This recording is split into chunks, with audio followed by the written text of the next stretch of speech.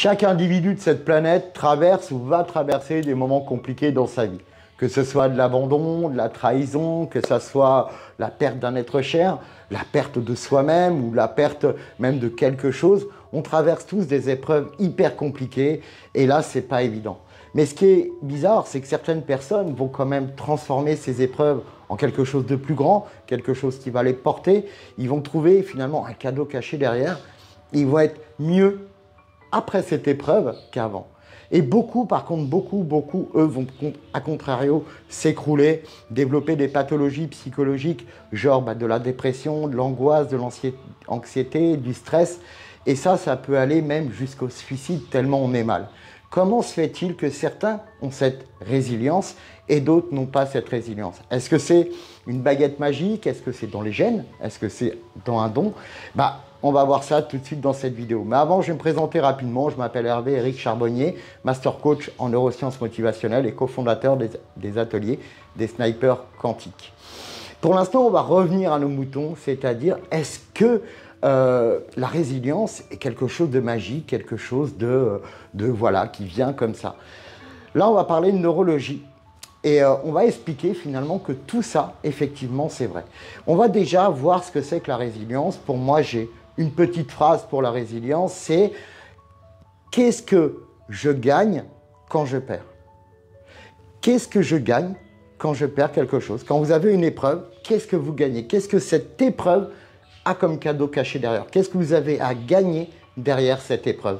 Voilà ce que c'est que la résilience, c'est trouver finalement la leçon à retenir, la leçon à apprendre pour passer au niveau supérieur. Alors, on va parler un petit peu plus neuroscientifique, un peu plus neurobiologie plus particulièrement, et parce qu'il y a deux facteurs principaux à cette résilience. Parce que c'est vrai qu'il y a des terrains prédisposés à être plus résilients et d'autres qui sont plus disposés à développer plus des formes de stress, d'angoisse. Il y a déjà, pour commencer, nous, on appelle ça en psychologie les enfants orchidées et les enfants pissenlits, c'est-à-dire, c'est très bien, vu qu'on est en plus dans un commerce de fleurs, c'est génial.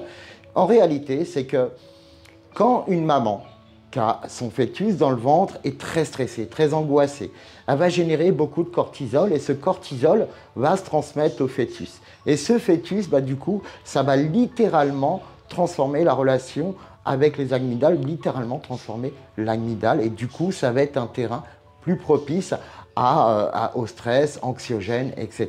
Alors, c'est spécifiquement vrai et globalement faux, c'est-à-dire que ça peut arriver, mais ça ne veut pas dire que c'est obligatoire. Okay, et par contre, les enfants orchidées qui n'ont pas eu ce genre de soucis pendant qu'ils étaient fœtus, eux développent un terrain qui sera beaucoup plus propice à développer la résilience. Donc déjà, dans un premier cas, ça se situe au niveau de l'enfance. Alors, qu'est-ce qui se passe en réalité? Il faut comprendre que c'est le néocortex et qui est impliqué dans ce qui va être la résilience. Il y a le néocortex, l'amygdale. On va parler de ces deux-là parce que finalement, on s'est aperçu que la différence entre les personnes résilientes et d'autres moins résilientes, c'est que les personnes qui étaient plus résilientes avaient plus de connexions neuronales entre le néocortex et l'amygdale. Donc, qu'est-ce que c'est que les connexions neuronales? C'est des synapses. Les synapses, qu'est-ce que c'est? C'est qu'à chaque fois que vous allez apprendre une nouvelle chose, une nouvelle compétence, un nouveau savoir, vous allez créer un nouveau sillon neuronal. Comme par exemple, quand vous avez appris à marcher. Quand vous avez appris à marcher, c'était un peu le bordel, c'était brinque-ballant. Hein. Il bégayait un peu le sillon. C'est normal parce qu'il commençait à se construire.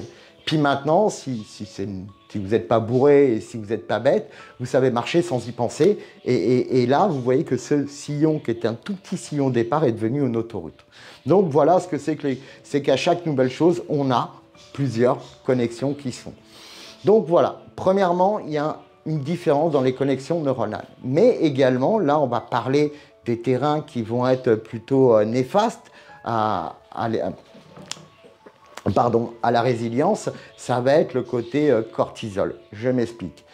Quand vous êtes quelqu'un d'angoissé, de stressé, de colérique, par exemple, vous imaginez les mecs qui passent 3 heures à mettre des commentaires de merde sur Facebook, où la personne au feu rouge, vous ne démarrez pas dans les 2 secondes, au feu vert, et là, il vous klaxonne et il vous insulte. Là, imaginez l'état de ces neurones, c'est blindé de cortisol. Le cortisol, qu'est-ce que ça fait? Non seulement ça ronge les neurones, Et en plus, bah, ça crée tout un tas de choses, ça enlève toute défense immunitaire, ça vous met dans un état qui est vraiment catastrophique.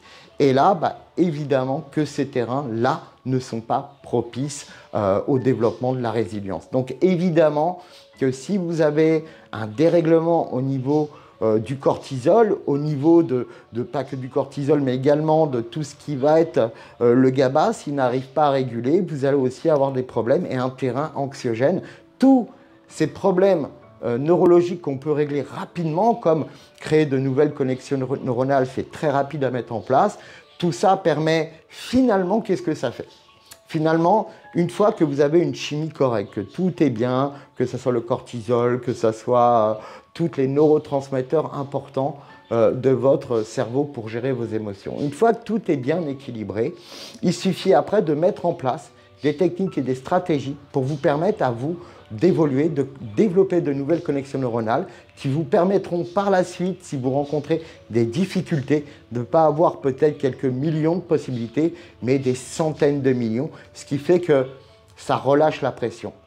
Parce que ce qui se passe avec le cortisol, c'est que il y a tellement de cortisol, c'est comme si vous aviez un énorme robinet de cortisol qui arrive dans une grosse bassine et que vous aviez un tout petit siphon pour évacuer.